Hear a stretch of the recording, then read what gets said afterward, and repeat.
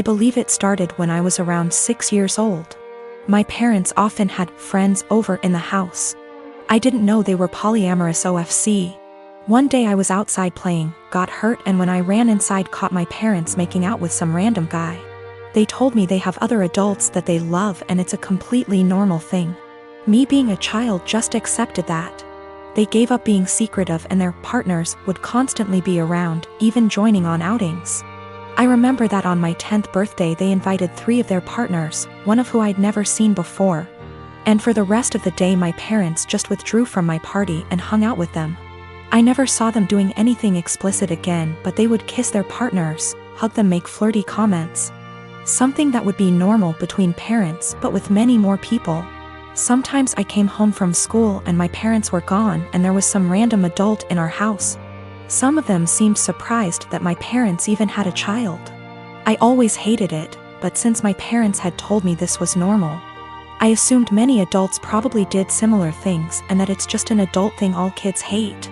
Later they had less partners and eventually seemed to stop. Not that I'd know for sure. I moved out with 17. I didn't think about it anymore. A year ago I started therapy, other reasons. As usual the topic of my upbringing came up and it brought back many feelings I wasn't aware of. I realized that although my parents were always good to me, I had never really felt close to any of them and still have a lot of resentment, that they made me feel like I had to compete for my parents' attention with random strangers. A while ago, I visited them and they told me they are going to take part in a documentary about polyamorous families, and that the producers would like to include interviews with the children. So they would love if I could agree and tell everyone that polyamory doesn't mess kids up. All my resentment bubbled up and I said that I cannot agree because I would not be able to say anything positive. My parents looked shocked. I had never brought this up before, and asked why, and I unloaded all, that I always felt pushed aside. We barely had any family time without strangers intruding. It turned into an argument and I became loud and yelled that the truth is it did me up and they shouldn't have had a child. My mother cried and my father said I should probably leave. So I left and was shaken up for the rest of the week, but also felt regret because I've never made my mom cry before. Later my father sent me a message that was like, "We are sorry you feel that way. Can we have a calm discussion about this soon?" Even though I tried to, it's like I can't reply. This argument brought something very emotional up in me. He's a fashion photographer, meaning he works alongside many beautiful women in his profession. Stylists, hair and makeup artists, and of course, models. This is actually how we met. I modeled my way through college and he photographed me, after which we became friends and eventually started dating. We have been together now for almost 3 years. I've since stopped modeling, but he is still a photographer. Never once in our relationship has he given me any reason to question his fidelity. With the exception of me, he has never dated or even befriended any of the models he has photographed. That was, until Rachel came into the picture. I've met Rachel. She seems like a fun chick, the type of girl who draws a lot of positive attention just by entering a room. She's beautiful, but her personality really shines through. She makes you feel like you're her best friend when you're talking to her. A very cool person through and through. That said, I'm not the only one who feels this way. My boyfriend also adores Rachel. The first time he photographed her, he stayed late at the studio and discussed ideas for their next shoot for nearly 3 hours. He was actually late for a night out with me because of it. But he's always had terrible time management, so I didn't think anything of it. The lateness has now become a steady, recurring factor in their shoots together. They hang out long after the stylists and makeup artists leave the studio. They also text a lot, and he's always smiling to himself and laughing when he reads the messages she sends him. At first he would show them to me and try to include me in on all the fun, without me asking. But he abruptly stopped doing that around 2 weeks ago. He tilts his phone away from me now when Rachel messages him. I'm not the jealous type, but if my BF had a history of doing this with the other models, I'd let it slide. The fact that he is only like this with Rachel, and me, I suppose, makes me wary of what might have transpired between them. Rachel herself has stopped talking to me. We used to communicate and have an easy, casual friendship via IG and Snapchat, but she pretty much ignores me now. Guilty conscience? I don't know. The real kicker is, my boyfriend now has a photo of Rachel as the wallpaper on his phone. He's apparently proud of the concept and the editing, and claims it has nothing to do with Rachel herself. Which is totally believable, but doesn't sit right with me. I told him that and he told me I was being irrational. Rachel is single, by the way. She and her BF broke up around 3 weeks ago. I really don't want to fall into the jealous GF trope, but what else am I to think? I don't want to make crazy demands and accuse my BF of cheating on me. Even emotionally, but he really does seem to be fond of this girl in a way that really hurts me. He has other female friends and he doesn't act that way with them. He's capable of being friendly with a girl without flirting or acting suspicious, but with Rachel it's different. He has slowly become very attached to her and I feel like I'm losing him. I have expressed this to him a couple of times, but he always tells me I have nothing to worry about and that he and Rachel are just kindred when it comes to photography. The long nights, constant texting, and phone wallpaper mean nothing. Oh, by the way, she's practically naked in the photo and it wasn't taken for any sort of publication, just for fun. Am I being irrational? Unreasonable? How would you feel in this situation? What would you do? Update. My photographer boyfriend has been growing very close to one of his models, and acting dismissive of my concerns regarding their work relationship. He has a practically naked photo of her as his phone wallpaper. WTF am I supposed to think? He and I are meeting for lunch in an hour. He confessed. I'm kind of a mess right now, but I'm lucky enough to have an amazing support system and a clear head. That's all I really wanted out of this unfortunate situation. My boyfriend, ex-boyfriend, has never taken nude or even partially nude photos of me. Although I modeled in high school and university, my primary focus has always been stage acting. He took my headshots. That's how we met. Not that it really changes anything. Just a bit of insight, I guess. When we were younger and when the relationship was newer, I would accompany him to his shoots all the time. But my own career is very time-consuming nowadays. I know of multiple model/photographer relationships where they accompany each other to every shoot. And I've nothing against doing that, but I personally would rather just trust that my SO is on their best behavior. Obviously what happened here kind of squashes that, but I stand by it. If I have to be there in order to make sure my SO faithful, chances are they'll find other ways to cheat. Okay, now for the good stuff, or I guess, the bad stuff. I met him for lunch Friday afternoon. We went to our favorite sushi joint overlooking the ocean, and I ordered more than I could handle, stuffing my face while trying to decide how to broach the topic of Rachel, but most importantly, our relationship. I went into that meeting with a righteous, ass-kicking speech prepared, but I forgot every word of it almost immediately after we sat down.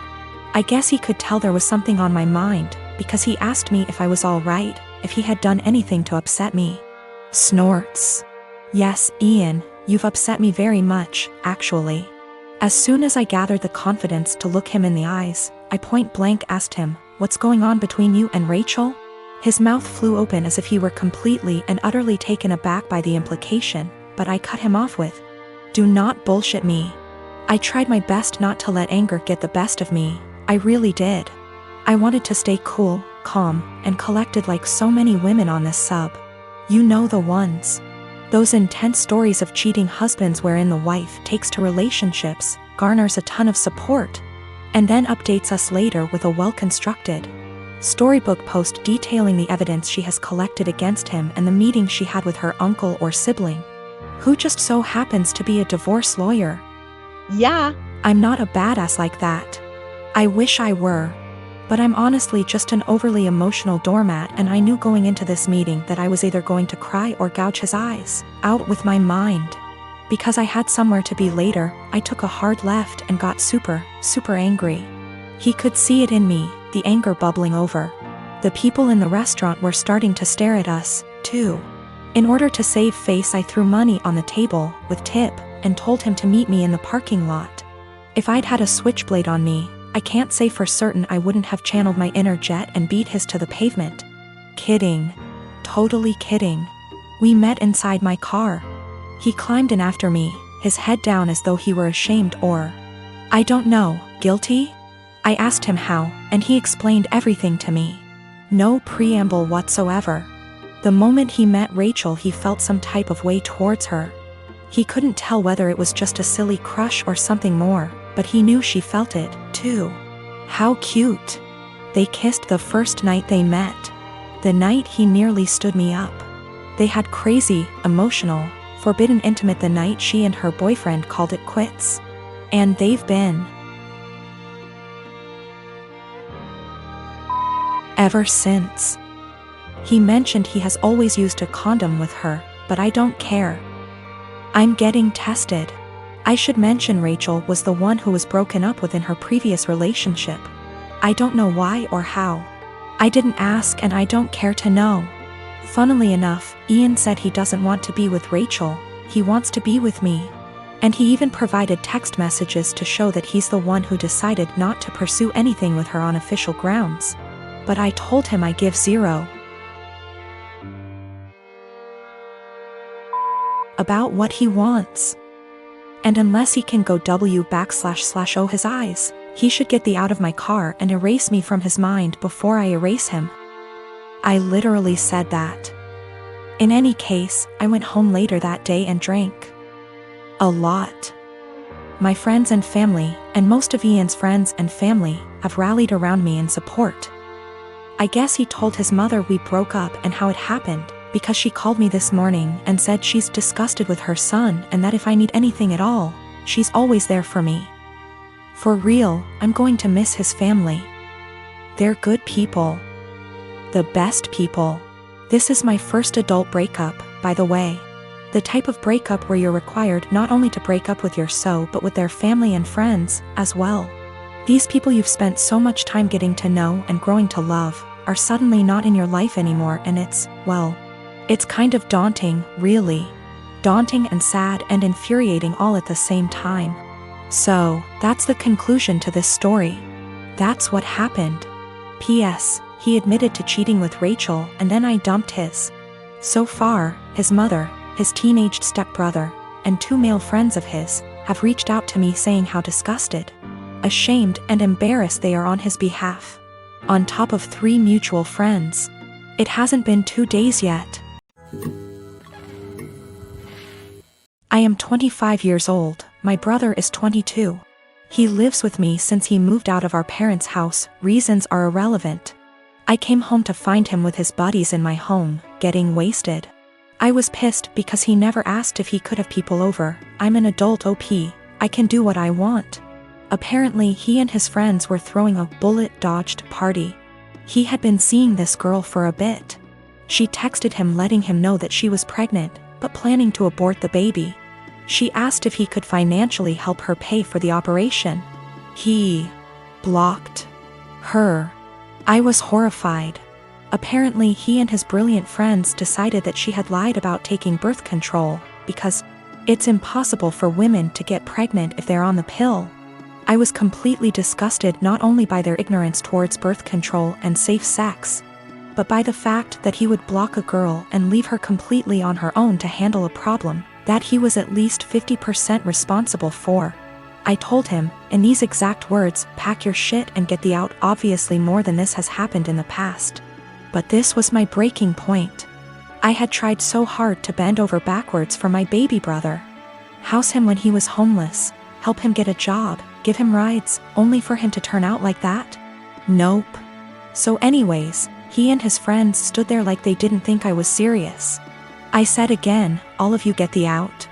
I don't want to see any of you here again. I told him in no uncertain terms that he needed to collect his things and leave.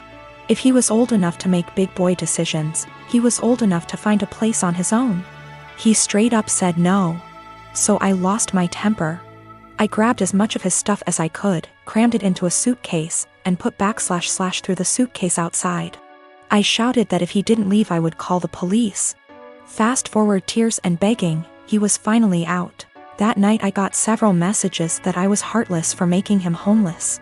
The pregnancy wasn't his fault because, 1, it was an accident. 2, they weren't a serious couple so he has no reason to help her. 3, she should have been more careful. I called bull, and said I would never allow someone with that sick mindset live under my roof. I said that he is not my brother and I don't want anything to do with him. My parents, my aunts, and some cousins are with me, but that leaves about 3/4 of the family against me. They think that I should support him because he is my brother. I should have given him time. He's not on the lease BTW. And he was supposed to pay rent but often didn't, and the punishment just didn't fit the crime. I am currently trying to track the girl down. She is an old work colleague of his. And I'm trying to find his old coworkers to figure out her contact info and see if I can help in any way. Since we met, my boyfriend has been on and off of Tinder. I've been very clear that it hurts me, but he always defended it as just him wanting an ego boost. A few months ago we had a major argument about it where I threatened to leave, and I honestly thought that was going to be the end of it. Pretty naive, really. Also, I should note his ex before me left him for this very reason. I feel like an idiot for thinking he'd ever change. Today I woke up and realized he'd been using my phone and his email was logged in.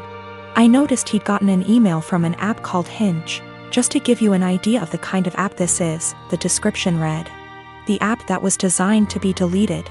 Great. My stomach instantly dropped. I logged into it with his phone number and he's put up profile pictures of him that I've taken when we've been on days out together. In his description he's got things like, "We'll get along if you like Chinese and have a dog. If you're silly and comfortable and overshare." He's also put in as a strict preference that he wants to be matched with Hindus/Muslims only. I'm white British. I knew something was going on yesterday but wasn't sure what. He was acting differently and it was making me so anxious. He had the nerve to tell me that I must just be hormonal? I think the worst part about it is his reaction to all of this. He heard me crying, acted concerned, and then saw me with his phone. At which point he just took it from me and went back to bed. That was about an hour ago, and the only interaction I've had with him since was him asking me to open the bathroom door. Not to see if I was okay, but because he needed to pee. I'm obviously hurt by the fact that he's on this thing, but I think I'm more shocked by his total lack of guilt or response to me being upset. I'm so angry and there's nothing I can do with it. I'm so embarrassed about the situation I don't want to tell my family/friends how he's treated me. And I can't even talk to him about it because he's refusing to address anything's wrong. He's still in bed. I don't know what to do. He's brought my self-esteem down so much that I feel like I can't be without him, but I know I can't stay in this situation. Should I even bother trying to talk to him or should I just leave? I've taken screenshots of everything and initially I was going to send them to his family but thought against it. The thing is, if I just leave there's literally zero consequences for him. He gets what he wants. He gets the freedom to go on random dates with no guilt. It just seems so unfair that I'm the one left heartbroken and he gets to party up. I got myself and my stuff together, packed it in my car and left. It felt impossible. There was a lot of stuff and I was a wreck, but I managed it in the end. Throughout the whole time, he was just in bed pretending to sleep, which made me angry more than anything. I felt like he couldn't care less. We'd been living together for 2 years, but fortunately, in September I decided to get my own student apartment. Obviously, I knew then that things weren't going well, and thank God I made that decision because now I have a place to stay. Whilst I was sat on the driveway in my car ready to leave, I got a text from him saying, "I'm not going to insult you by asking you to stay or to come back, but could you please leave the keys to the house?" I had already left them, but that last dig at me made me so mad and hurt. No apology, no goodbye, just leave the keys. I guess that's my closure. I'm sad that this shit show of a relationship has come to an end, angry that it happened the way it did, but funnily enough, I'm relieved. I can do what I want now and get on top of my self-esteem issues. I'm driving down to see my mom and the rest of the family tomorrow. I haven't seen them since Christmas and I absolutely cannot wait. The anger's still there, but I'm just going to get on with things. I absolutely cannot waste any more energy on that guy.